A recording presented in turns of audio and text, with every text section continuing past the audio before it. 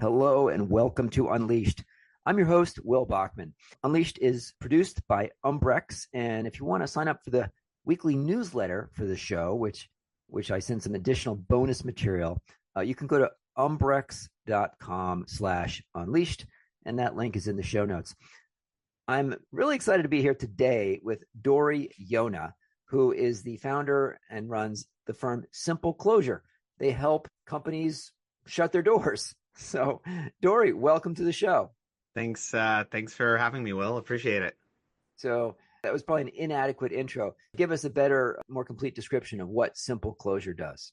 You actually did a pretty good job. I mean, the premise is simple. We help companies shut down. That's what we do. It's what we're focused on. And just to give you some context and background, like for any entrepreneur or anyone that's been through the process or anyone that's consulted someone that's been through the process, they know how painful and how manual and how bureaucratic the process is of shutting down. The average time it takes we mainly focus on venture-backed companies, but the average time it takes a company to shut down is typically 9 to 12 months. It ends up costing them tens of thousands and sometimes hundreds of thousands in fees. And in almost every case, when you interview a company that's gone through the shutdown process, they ended up doing it incorrectly and getting fines and penalties months and years later. So ultimately, like, our goal is exactly as it sounds, simple closure, making the process of shutting down a company as simple as possible. All right. Now, I may be a bit of an odd duck, but this is something that I have wondered about from time to time.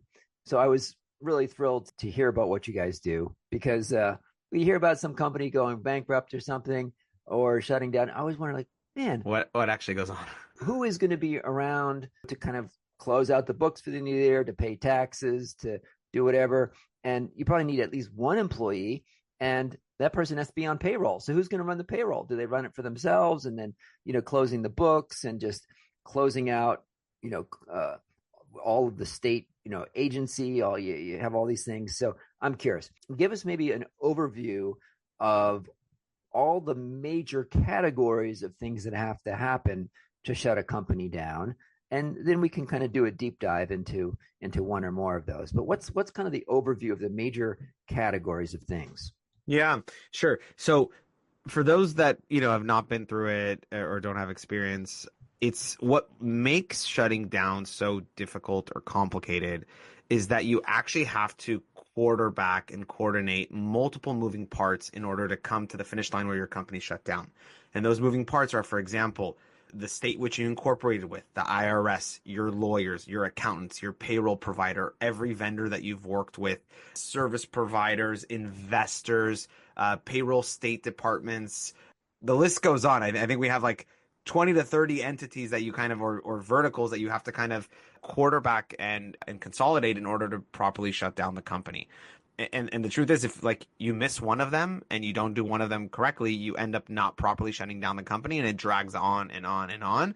And so just to give you a sense of how much work goes into shutting down a company, our average shutdowns for a venture-backed company has about 95 moving parts to them. So there's, give or take that amount of things that needs to happen based on those buckets we discussed. All right. So let's walk end to end through a kind of a typical shutdown for your firm, right? A typical shutdown that you might work on. Maybe you start with the stage when someone calls you up and what stage the company's at that point, and then just give us sort of a play-by-play of what you do first, what information you collect, what kind of project management, work plan you come up with, and how it's going to work. Sure. That's a great question. I could talk for hours about this. I'll try to kind of summarize it and make it as digestible as possible. First of all, when do companies reach out? Typically, we see companies. Sorry, I'll rephrase. It's not even typical. We kind of see companies reach out across the board. It's divided into kind of three main buckets. We see companies reach out to us as early as like 6 to 9 months of runway before they need to shut down. So they're starting to run out of cash. The metrics or the growth of the business are not as strong as they had hoped. And they're in parallel trying to go raise another round, raise a bridge, convince existing investors to invest more in their company. But they want to be ready for like what happens like if it doesn't work out, right? And so they reach out to us 6 months before and want to kind of just know, how long does this typically take? How much money should I set aside? Like, how should we be thinking about this? Those are actually like typically the really, really proactive operators and founders that do that. one of the things that we've even done for these types of founders and companies is we've built like a tool on our website, which is a shutdown calculator, which can help them predict how much money they need to set aside and at what point in time they need to kind of call it quits before they go into the red and then complicate the company shutdown. So that's kind of like bucket number one. Bucket number two is we see companies that literally are decided yesterday or going to decide tomorrow. They have a board meeting tomorrow. They need quick immediate advice. What do I do? I have a board meeting. I think we're going to shut down. Can you help us? Like I need to present something to the board, or even like we had a board meeting yesterday. The board decided we're shutting down. We need your help. Right. So that's like bucket number two. And then bucket number three is we also have a ton of companies that were, actually shut down operationally 6 months ago, a year ago, but they never dealt with properly winding down the business. They have investors asking for proper documentation to be able to write off the tax loss. They're starting to get penalties and fines in the mail. They're getting liens on their personal property because they didn't do something properly, right? And they're just reaching out saying, "Hey, I never did this properly. We need help. Can you help us?" Right? Those are like the spectrum. That's the kind of the spectrum of when people typically reach out. I would say it weighs more toward like 1 and 2, like 6 months of runaway, all the way to we're deciding to shut down now. But we also do see cases where it's like we actually shut down a year ago. We just need to clean this up. Yeah. All right. So what does happen? Let's say that it's an actual entity, an LLC or a S corp or C corp or something, and it wasn't just two founders. It had employees, 10 or 20 or 30 employees. What happens if they just run out of cash completely, tell everybody, sorry, today's your last day of work. Maybe they have enough payroll to pay those people, but then what happens is everybody just walks away, right? Yeah.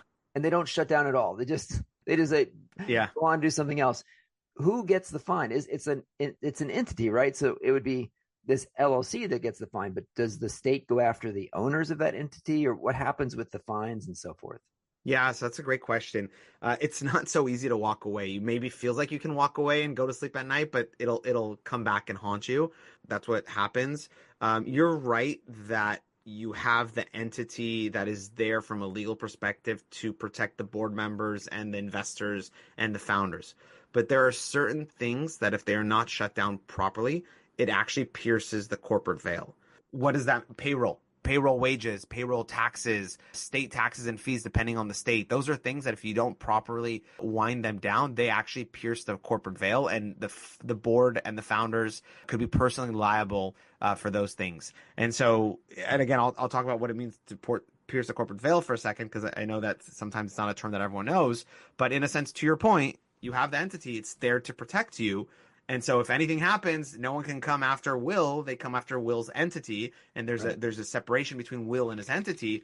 But if there are certain things that are not done properly, that actually pierces the corporate veil, and you could be personally liable and personally sued. And so to your question, like the most common thing we see is like wages. So if an employee has worked and is owed wages and does not pay their wages, in many cases that actually pierces the corporate veil, and you could be personally on the hook and be personally sued for that, you and the board.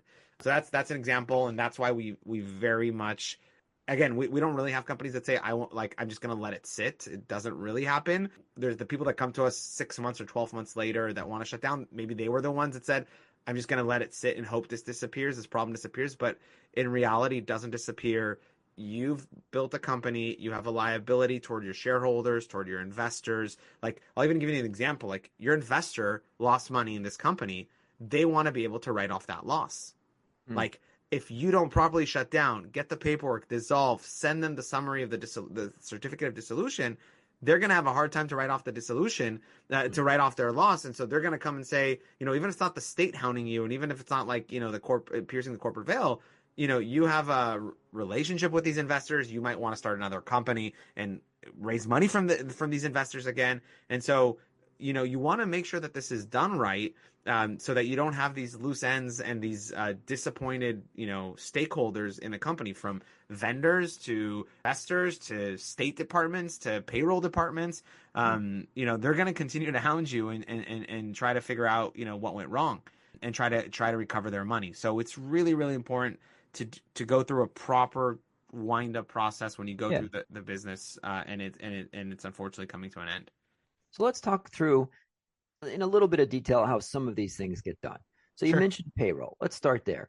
So let's say that let's say that our company, and maybe just to make it specific, you work with a range of size of companies, but you said they're normally VC backed. So you come up with a company. How many employees does our company have that we're shutting down? 10, Yeah. 20, 30, 100? What would be typical for you?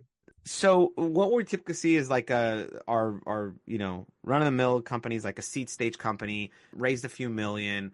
We've done everything honestly from bootstrapped all the way to unicorn. Some of our largest companies have raised hundreds of millions with hundreds of employees, and they've used simple closure to shut down. But let's kind of take the standard seed stage company. They probably had at the peak 15, 20 employees, maybe All right. 15. All Today, right. when they're going to shut down, typically when companies get to that point, typically they have like a few employees, maybe a few founders and one more engineer or one more person. So they're typically around 2 or 3 employees. All Um, right.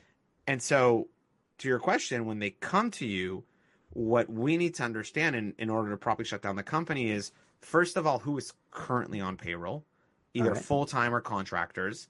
Yep. And then secondly, historically, how many employees has the company had at its peak across what states and what locations were they working from? That's kind of the second part we need to find out. Um, and the reason why it's so critical is most startups use a payroll provider, a TriNet, a Gusto, a Rippling, a Paychex, any one of those payroll providers. They're really good at opening your payroll accounts. They're not really good at shutting them down. And Oh, almost every payroll provider that we see in the market, when you as a customer are saying, "Hey, I'm shutting off my payroll, I'm churning, like goodbye," they're like, "Goodbye, good luck, deal with it, deal with the payroll, shut down yourself." So what a lot of people think is by notifying their payroll provider that they're laying off everyone and shutting down, they think it's taken care of. The yeah. reality is all they did is terminate the relationship between themselves and the payroll provider. They did not terminate the relationship between the company and the payroll departments in the different states. Yeah. I Uh, mean, I've seen this where we've had an employee in some cases, like my own company, Umbrex will have an employee in a state, and maybe that employee moves on, or and we no longer have an employee in that state. But you continue have to file your Quarterly, quarterly annual taxes. form, Yep. and then until you eventually tell that state, hey, we don't have any employees in Ohio anymore, or Pennsylvania, or whatever, and file the paperwork with that state government to tell them that I'm not going to file my quarterly payroll reports because I don't have employees there anymore, right? Yeah, So, so exactly. you guys do that. So let's say a company has 5 employees left, maybe across 2 or 3 states.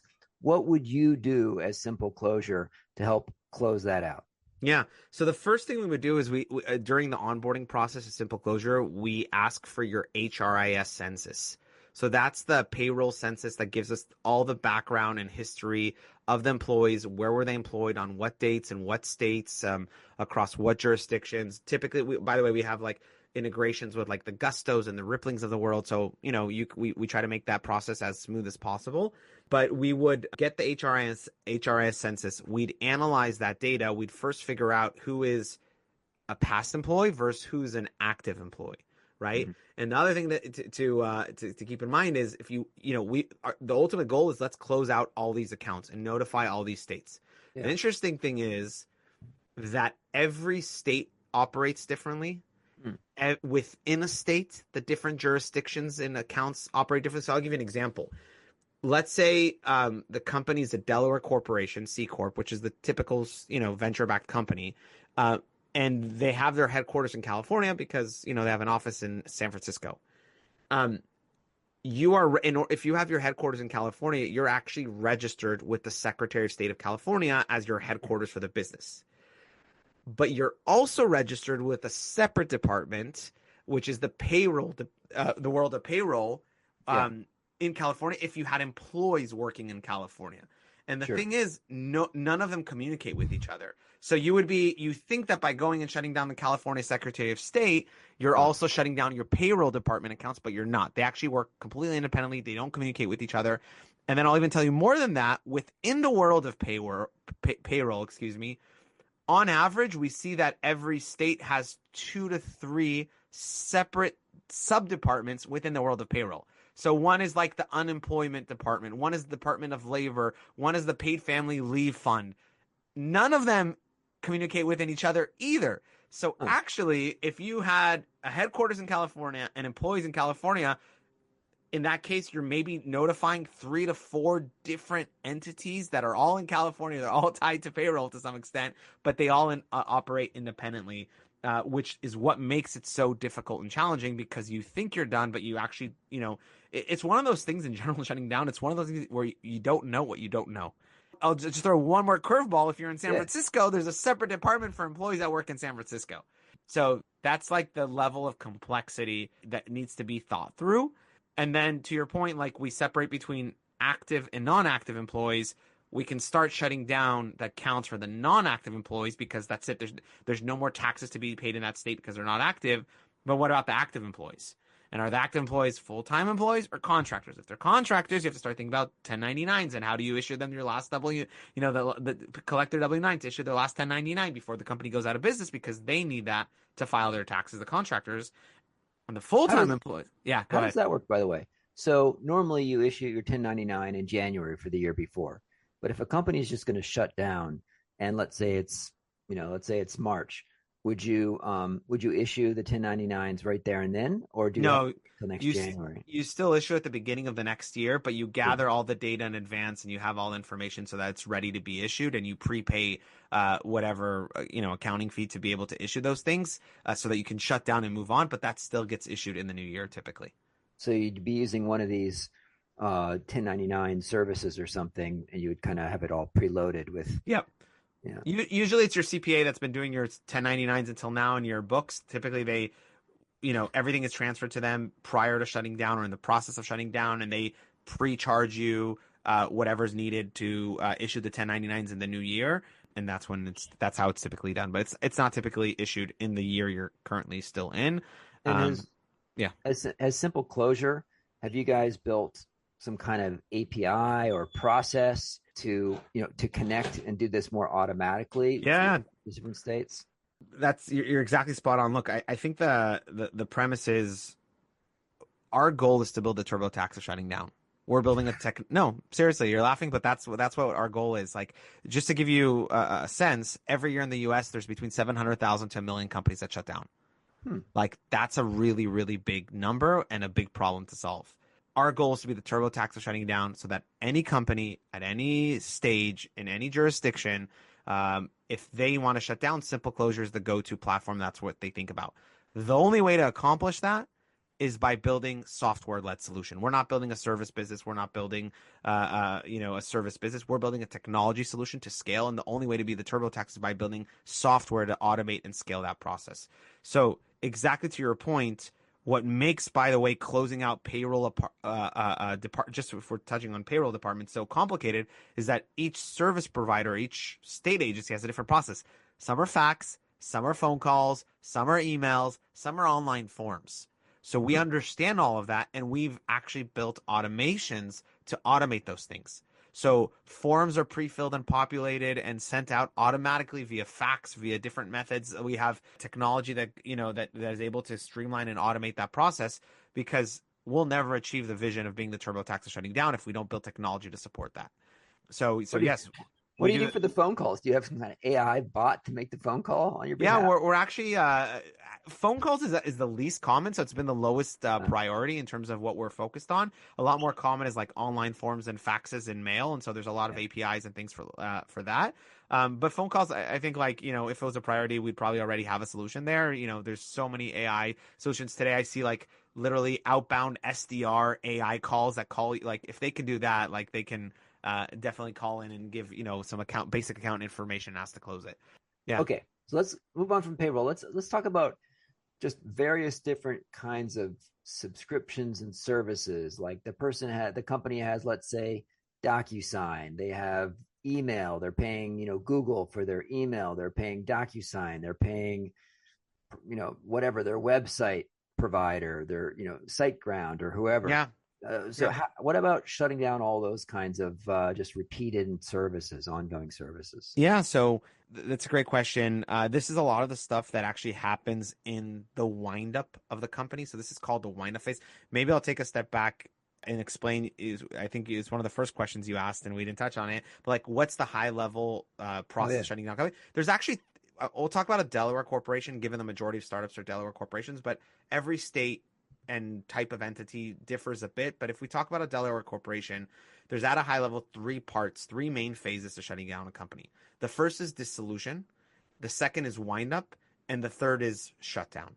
It mimics the Delaware law, and that's also how our platform works. But the first part, dissolution, in a sense, that is the first step in shutting down a company, and where you are deciding as the company, as the shareholders, as the board, to shut down the company. You're notifying the state of Delaware. You're notifying all the different states that you're in. You're actually like notifying and taking the first step in shutting down a company. So that's where, for example, you need shareholder resolutions, board resolutions, preparing franchise taxes, filing a certificate of dissolution, canceling your EIN, all these other things. So that's kind of the first phase, which is dissolution.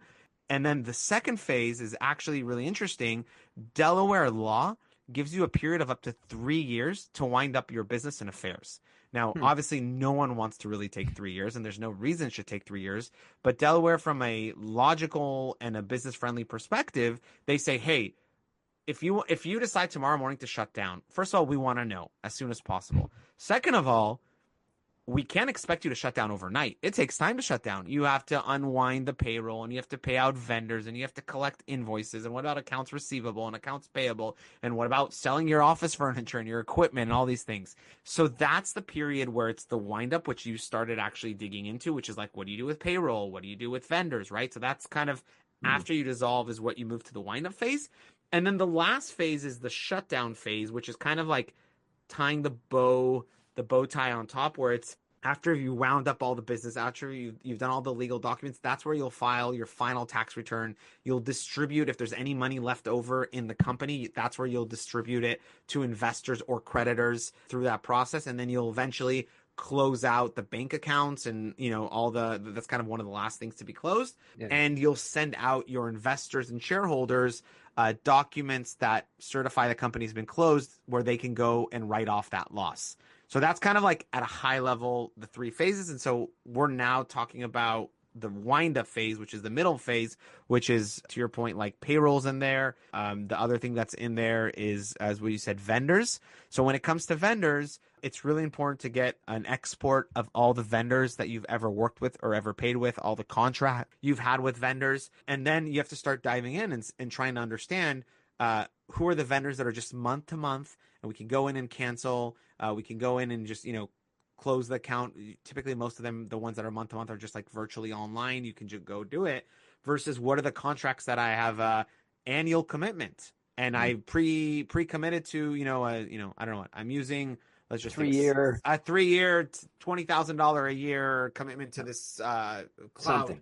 cloud provider, right? Right. And now you have to start to unwind that and understand, what are your options to cancel?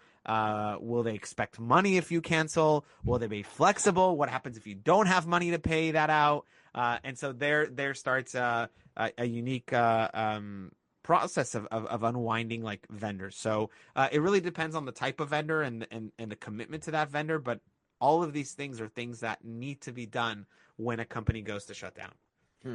Okay.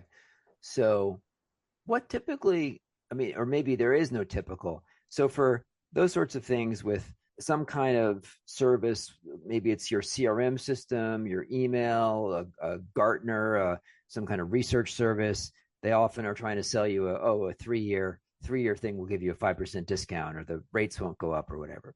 So if a company has one of those, like what percent of the time, like if you are shutting down the company and you're no longer to be a going concern, is that usually like an excuse to shut it down, or or will that not get you out of it? Yeah. So the honest truth is, it depends on vendor to vendor. It really, differentiates from vendor to vendor, and also depends if the company has capital. If the company has capital, vendors could be more aggressive on demanding, the remainder of the payment that's owed on the contract. For the most part, we see vendors being understanding and flexible. And I think what resonates a lot better with vendors is when you show them a certificate of dissolution for the company. You're like, I'm not bluffing. I'm not trying to get out of contract. We are actually shutting down. Like, here is evidence of that. So I think that resonates more. But if you have money, it's more of a discussion. If you don't have money, like, and there's no capital, then, even if the vendor is not flexible, there's not much they can do. Like, sure, they can try to file a claim against the company, or they can try to drive the company bankruptcy, or some proceeding like that. But if there's no capital, there's no capital, right? So you can spend all this money and try to sue and legal fees, but if the company has no money, they have no money. So that's the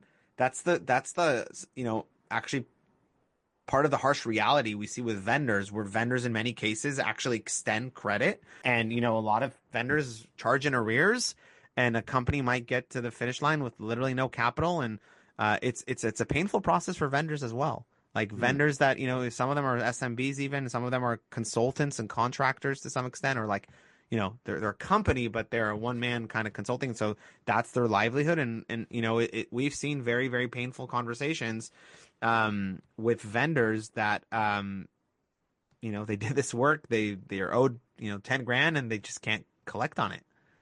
Let's talk about data for a minute. Sure. Now, some companies in some industries might have data retention requirements. In other industries, the data might have some value. Maybe it was a client list or a customer list, or even a newsletter list or something. What happens with that data? Yeah, great question. So the way we think about the world of data and company data is we treat it as IP, right? The company has intellectual property. That IP can come in many shapes and forms. It could be customer lists, to your point. It could be medical records if they were a healthcare company. It could be patents. It could be domains. It could be trademarks. It could really be any one of those things. In the process of shutting down a company, so I'll divide into two things. One, what are your legal requirements from a data perspective? And then second, how do you take this IP and how do you find value in that IP, right? Or is there value in the IP? So first of all, from a data requirement perspective, on our platform, we help explain to you based on the industry and the company you've built, on the type of data and records you have, what are the requirements. In some cases, like for example, if you're in healthcare, if I'm not mistaken, you need to keep patient records for a period of 7 years post shutting down. Sounds what I've heard. Yeah. Yeah. So all of that, you need to be able to store it, keep it in a safe place. So what would they do? They would find some vendor that would do that and prepay them or something, or either that, or we're working on adding, like, one of the things that we're constantly doing. We're a pretty early company. We've only been around for about a year and a half. But as we spend more and more time with customers and understand their pain points and what they need, we try to bring all of that in platform, right? And so that's an example of something that, like, is on the roadmap to be in platform, is how do we solve this pain point. But right now there's like data custodians that we recommend that you can store this with. Again, it's not about storing, like, we can open Google Drives for customers. That's not the issue. The issue is, if it's like HIPAA data, or if it's, right, it needs to be stored in a certain, like, protocols and certain levels of encryption and storage. And so we want to make sure that if we're committing to do that for customers, that it's done in a safe manner. Not just stored, but like it might need to be accessible. So yes, stored, access, being able. So there's a whole tokenization, around storing. Yeah. So we want to make sure we build it the right way. That's something that we definitely hear from customers from time to time. So that's kind of like the data side. And then on the IP side, what we find is that founders are coming to shut down their company. They have IP in many shapes and forms, from domains to, like I said, IP to code bases. And so the question is, how do you help them try to monetize that IP towards the end of the line when the company's shutting down? Because one of the things that Delaware law states is you need to do, as the person winding down the business, you need to do the maximum you can to try to monetize and get value back to shareholders. Because in a sense, it's not your company. It's the shareholders' company, and you're representing the shareholders. And so, that could be acquirers looking to buy that IP. That could be like trying to sell your domain. There's a lot of different shapes of what that looks like. But ultimately, like, you also want to think about what you're doing with your IP, which is something that we support as well. So you have to sort of make best efforts to sell that data, that intellectual property, those patents, the code base to somebody. Yes. Okay. And again, I'm saying that's what people need in general. We actually have a program within Simple Closure that we have buyers on our platform that are looking to buy assets of companies shutting down. So again, we continue to innovate and consolidate the process to make it as simple and streamlined as possible for you. That's cool. So a lot of the tax reporting stuff and all that, you would effectively kind of prepay your accounting firm to do those, sending out the 1099s next year and filing the taxes and sending out the K1s and all those things. You would kind of prepay them and say, okay, and then they commit to doing it for however long it takes for that piece. Yeah, no, you don't have to prepay to do it. Like, let's say to your point, let's say in March now we decide to shut down. You're like, I don't want to prepay for it. You don't have to. It just means that you can't properly shut down the company. You can't distribute. So you actually end up taking a process that should be very short and prolonging it over a period of a year because you wait for, April 20. Yeah. So I'm not arguing that. It's because you would want to prepay it. So then you want to get everything taken care of so you can shut down your bank account and just close everything out. Exactly. And move on. Right. Okay. So we talked about payroll. We talked about like paying off all your vendors, talked about the dissolution thing. Tell me a little bit about kind of the very final stages. So we've shut down payroll, we shut down all the state accounts, we have a bank account, but we're about to, I guess, send out the final checks to all the investors. And then what's that third stage? What's involved in that? Yeah, so the final stage, the shutdown phase, ultimately that's where you're kind of tying out all the loose ends and closing out the final things before being able to move on. What that typically entails, for example, is what we just talked about, record retention. So how to store your data and what data to store, because that's typically something that's done at the end. You're notifying the IRS about the shutdown. The reason why you don't do it earlier is because you need to file your tax returns first before you shut down your EIN and notify the IRS. Because if you shut it down before you file your final tax returns, and then you file, they're like, "What business is this for?" Right? So it's a lot of really, really being methodical about like a timeline and sequence of events that need to happen. But I think one of the things that's the biggest at the end is distribution of funds. So what happens at the very end is you've gone through this process. Maybe you came to shut down and you had $100,000 left in your bank account and you paid everyone that you needed to pay and you paid out all the vendors. And maybe you sold a bit of stuff and gained another $30,000, $40,000, $50,000 from the things you sold. And now you have $150,000 in your bank account. And like, what do you do with that money? Right. And so that's the kind of one of the final steps, which is the return of funds and the tax write-off documents for investors. So that return of funds needs to go back to investors. And again, I'm talking about a venture-backed company. It would be different if it's not venture-backed, but it needs to go back to investors. And there's actually a waterfall calculation that is done to determine how much each person should get back. So we need to analyze their cap table. We need to look at all the safes and notes they raised throughout the history of the company. And there's actually a pro rata waterfall calculation that's done.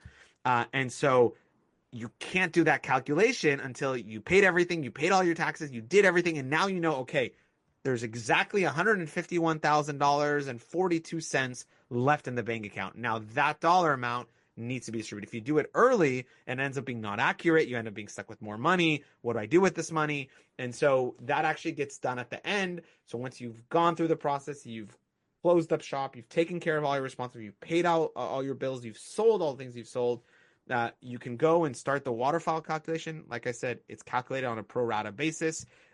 Then we're collecting information from investors, all their bank information. We're helping get that money wired out and distributed back to the investors. So that's a process that takes. And look, like an average seed company has 30 to 40 investors. Like if you think about VCs and angels, now think about a Series B C company, they might have 100 plus investors, right? And so all of that needs to be organized and sent out. And then at the very end, once that's sent out, you can finally kind of close out your bank account. And you can send out to all your investors something that's really important to them, which we discussed, which is the closing statement of investment, which is what we call CSI, which summarizes for your investors their investment, when they invested, how much they're getting back, on what day. By the way, if they're not getting anything back, they still get this. It just says they're getting nothing back. And that combined with the legal paperwork of the dissolution, they can then take to their tax professionals and write off that loss, which is something that's really important to investors in the process. Cool. What happened? Who is actually doing these very final stages? Because it occurs to me, if it's an employee, then they presumably want to get paid until the last day. But if they're getting paid until the last day, then you haven't shut down the state thing and the payroll. Exactly. So it's almost a catch-22. So is it often like a founder doing this sort of out of hide at the end? Yeah, so typically a founder does it. I'll even make it more complicated for you if it wasn't complicated enough. You're saying, okay, they're on payroll. Let's fire them the day before you need to distribute money. Let's just call it that way, right? Right. The problem is you need to file your final quarterly taxes for payroll to shut it off. And so you have to wait until the end of a quarter. So let's say now it's January 3rd and you're like, that's it, we're done. Actually, you'll only file your final payroll tax about 30 days into the next quarter. So like mid-April, end of April is when you actually, so then you're stuck because of this payroll.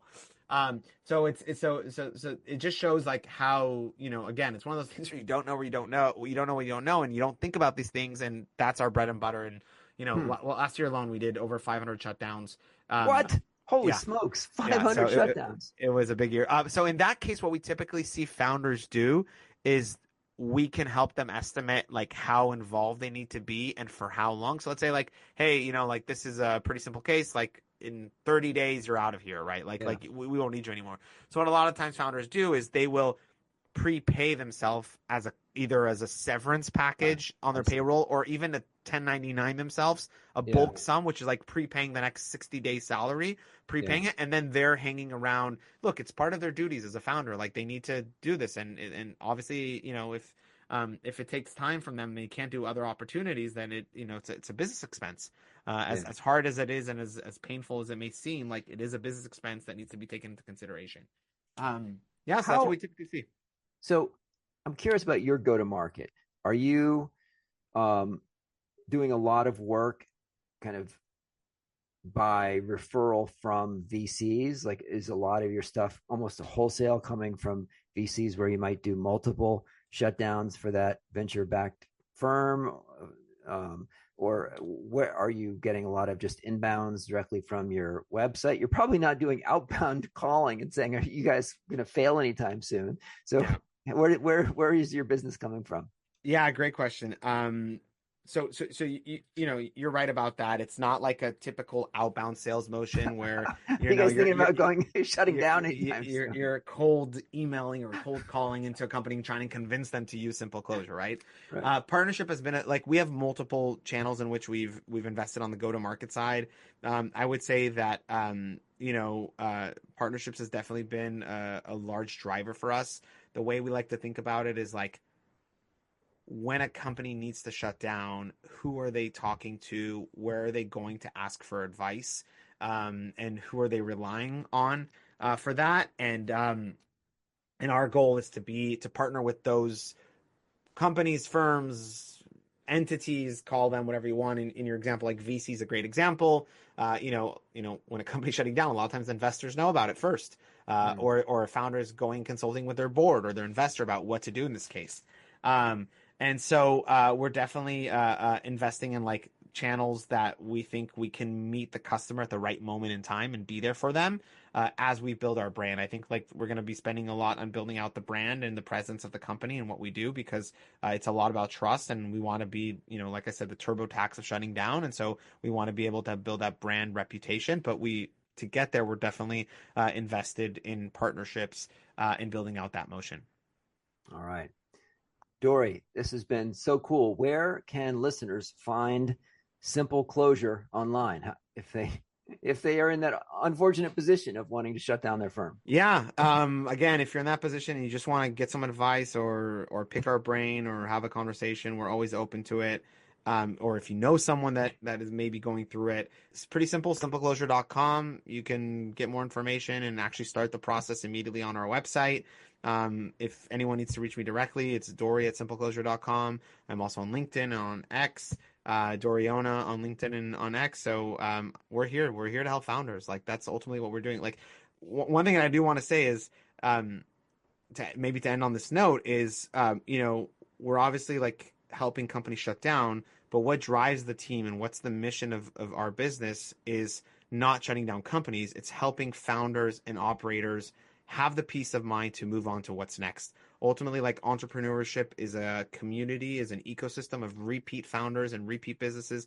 Almost every founder that you see had a meaningful exit. They typically failed 1, 2, 3 times before they finally had that exit. And the faster that we can get founders back on their feet building, the faster we can take this off their plate, the more mind space we can give them to go back to build, find their next job, whatever that is. That ultimately is like what drives us as a company, as a team, as a business. And that's what brings us satisfaction. Yeah, that's a super cool mission. It certainly enables people to start companies if it is possible to eventually shut them down if they aren't working out. So you're providing a really great service. Well, I guess one question I didn't ask, and maybe it depends quite a bit on the size of the company and the complexity, but roughly what does it cost to get your service to help with shutdown? Yeah. So our pricing, first of all, in terms of pricing, we have an upfront platform fee. So unlike working with a lawyer where they bill you per hour and you don't know how much it's going to cost, like when you get on a call with us, you know upfront exactly how much it's going to cost you. Oh, And our pricing depends on the size and scale of the business. But I would say at a high level, our pricing for a venture-backed startup is usually around the $8,000 to $10,000 okay, for cool. everything. Good ballpark number to know. Yeah. Awesome. Dori, will we include that link in the show notes? Simpleclosure.com. Great speaking with you. Very cool business. And good luck on becoming the TurboTax of shutting down. Thanks.